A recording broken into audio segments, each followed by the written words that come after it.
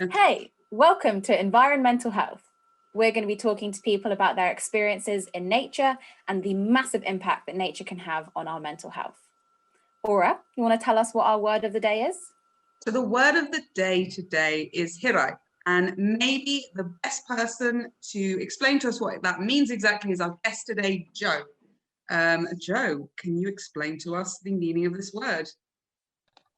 Yeah, so Hiraeth is a word from the Welsh language, which doesn't really have a translation into English, but I guess the closest translation would be a longing or a yearning, specifically to like a home, longing for home. But to if you ask different people, it means slightly different things. But to me, it means a longing for home, and a home that you can't quite visit right now, but it's so vividly in your memory that you feel like you're there. So it's a real strong longing for home. It's a really powerful word, and I don't think translating it quite does it justice, but that's kind of what it means. It's that longing to be somewhere that you're currently not. So I think hope I've covered it and done it justice, but it really is a beautiful word that many people in Wales really treasure and cherish that word. That's really wonderful. It's such a shame that we don't have an equivalent in English. Yeah, it's quite I think the Welsh language in general, we've got quite a connection to the landscape.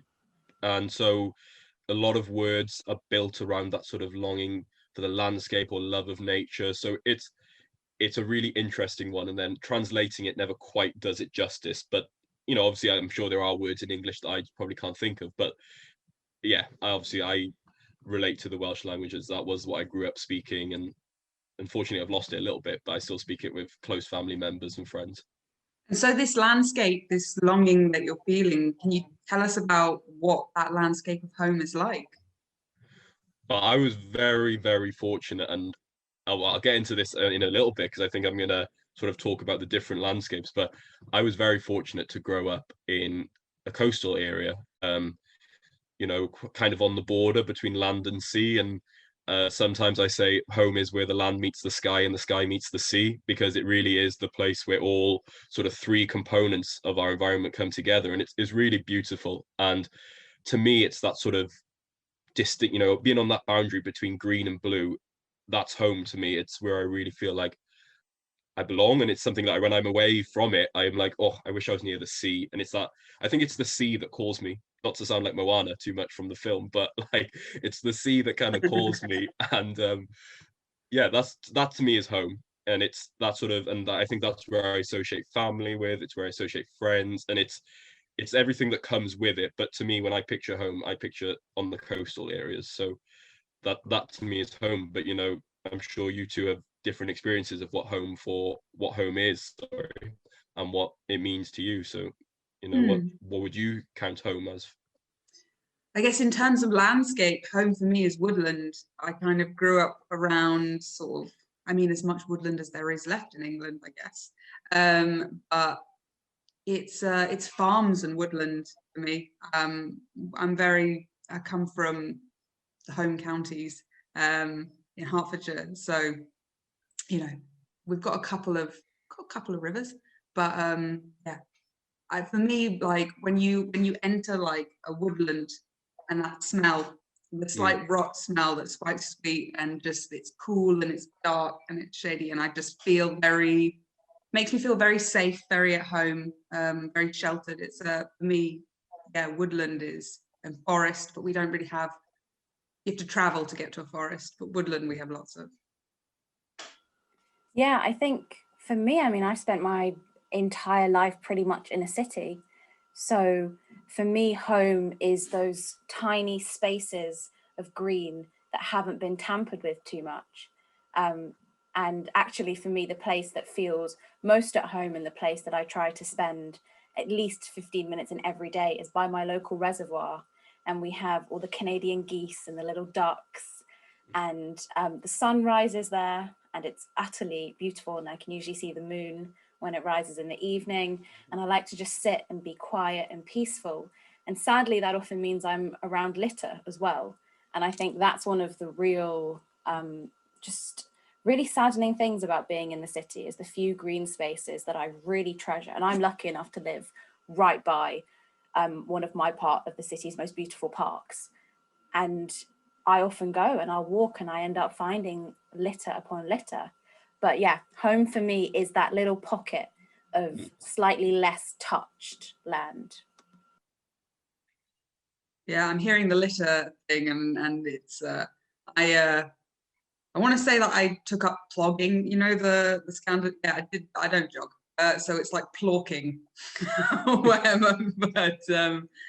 But yeah, that is a scourge. But we're not really here to talk about that today. We've been thinking a lot about restorative landscapes and kind of the power that different landscapes have to restore us. Which is one of the reasons why we invited Joe to come and talk to us, because he's lived in so many different landscapes and environments. And I guess what we're wondering, Joe, just to give a really big open question, is what's it like? How does each landscape compare in terms of how restorative it feels? But like, feel free, let your mind wander. Yeah, well, it's a big question, and I can only really answer from my own personal experience, so I can't make any generalizations or suggest any theories, or you probably know a lot more about this than I do, but I can only really talk from my own personal lived experience. And as I mentioned, I was very fortunate growing up living in the countryside, in near the sea, near some small woodlands. And you are talking about the smell of woodlands, like you smell it straight away, like it's a smell that I know, and I can't explain what it is, but I know it. But I don't think I realized quite how lucky I was, and maybe took it slightly for granted. Even as a nature lover, I think I took it slightly for granted until I moved to London for university. And I lived in North Acton, and which is a relatively built up area. I lived on the 12th floor of a tower block. Like, that to me was a whole new experience. Like, it took a lot of getting used to, and I don't think I ever really got used to that. The nearest green space was a playing field, which was lovely, and we used to go and play football there and play, have fun there, but it wasn't nature. It still felt very the city. Yes, I mean, maybe I'm picking up on something in there. It's like the difference between nature feeling so unbelievably vast to feeling so unbelievably Yeah, contained and controlled.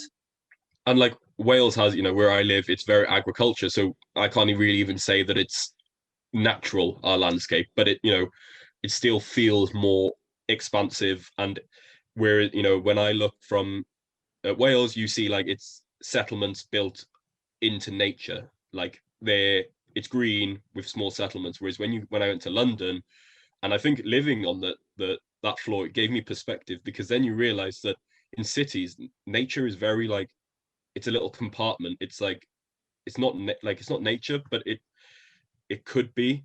I think green spaces do have a lot of power. It's just, maybe this is a different question, but maybe they need to be managed slightly differently, and maybe that would provide them a lot better opportunities to be involved in people's well-being.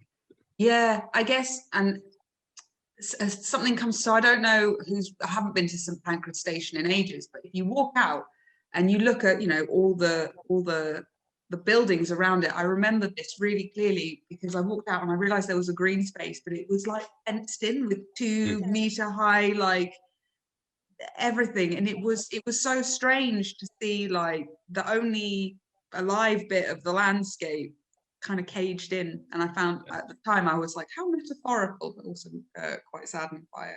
Yeah, well, I think what I'm hearing from you, Joe, and actually from you, Aura, too, is this idea of the surroundings almost mirroring the way you feel inside. And this idea that when you are in the city and nature is trapped and contained, and you're living in a huge high-rise building on the 12th floor, there's maybe a sense of containment. And actually, when you are able to be in coastal areas, or maybe just even, in the home counties, looking over this great expanse and this vastness, not only is there a beautiful sense of awe, but there's more of a sense of freedom, maybe. Oh, my English literature teacher would be so proud of me right now, drawing those connections. I was not a very good English lit student, but now, I think if there's a nature equivalent of like pathetic fallacy and all that, then yeah, I think so. I think for me, it's kind of, you know, it did relate to how I felt, and I felt very hemmed in, and maybe that is drawing a connection to how nature feels. Maybe we're looking a bit too much into it, but yeah, I think, you know, it's, to me as personally, that's how it felt, was I felt very contained. I wonder, and maybe this is too personal, but I know you well enough that you'll tell me if that's the case. Like, what does it feel like when you say you've been in the city for a while and you come back and you stand in the place where the land meets the sea and the sea meets the sky? What does that feel like? Honestly, it feels like it's relief, I think, is the word, the closest word that I can actually think of. It's that sort of release of like pent up sort of like I always think about it when I'm in London. When I was in London, I could walk down the street and I'd pass like hundreds of people and wouldn't know them, and then I stand on like the coast and you don't see anybody, and it's that kind of feeling of like being, not loneliness, but being alone, and just sort of letting it sort of, it's very cathartic, I guess, in a way. It's like it's that release of just like, to me it really felt it. And I think I, yeah, had taken it for granted until I realized, until I moved to London, came back, and then realized, it does have a real effect on me. And I always felt a lot better. And I always used to say I was coming home to like recharge the batteries, because I think in London, in cities, maybe you're constantly on the go, and yeah, I came home to just recharge and release. And I think that is the word, it's just relief for me. Yeah, and I mean it's backed up by research and science, luckily, so that we can make these kinds of statements. We know that coastal areas are probably some of the most restorative landscapes that we have, and followed by woodland and other kind of terrestrial wild spaces. Finally, manicured, managed, like sort of park settings being the least restorative, but better than nothing. So yeah, that's very interesting. I think what really interests me about that as well is that parks or green spaces in London have the potential to be a bit more restorative if we let them thrive. And I'd be really interested to know more about your experience in Fulham, actually, Joe, and to hear about, because you mentioned how it was quite manicured. So to talk about maybe that as well. Yeah, I mean, I was very fortunate to live in relatively green areas of London. But it was still that sort of feeling that, I guess it's the kind of like British love of things, all things tidy. It's that kind of everything. Oh God, that grass is over 3 centimeters. It needs to be like mowed right now. And like, I think in our parks, I think we do need a sort of balance. Obviously, I think you need the manicured areas where people can go sit and people can go play football, play frisbee, what, they can actually use that area.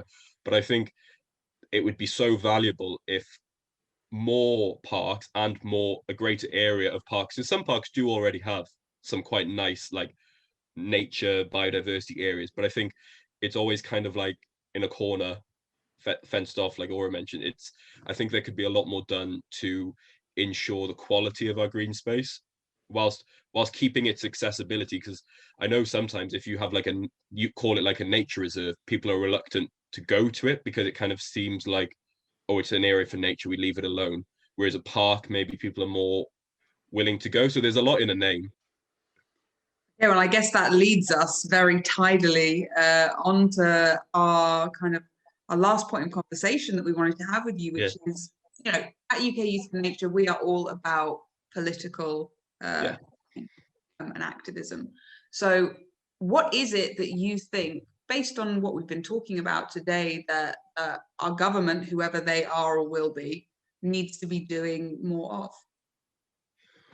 Well, yeah, like, I mean, firstly, because obviously we're talking about mental health, I think we need an improved sort of, I mean, first of all, we need improved acknowledgement of mental health in general. Before we even delve into nature, I think that's something that we need to address. And I think lockdown it's drawn attention to these topics. It's just whether now I think it's a spark. It's now whether we keep that going and actually bringing some change, because I think we will be feeling the effects for a while. When it comes to nature and mental health, I think that we need a lot greater acknowledgement of the power of nature in mental health. You know, before we even delve into funding and infrastructure, logistics, like just acknowledgement of that is a big step. You know, it's that kind of, does the NHS realize the power, or is it listening to the research of ecotherapy and green therapy? You know, or I'm sure, and Ella, you can probably talk a lot more about the sort of specifics of therapy and stuff, but it's that sort of general acknowledgement. Is it actually being considered? So my sort of asks of the government would be to take a very holistic approach when it comes to access to nature, and to see it,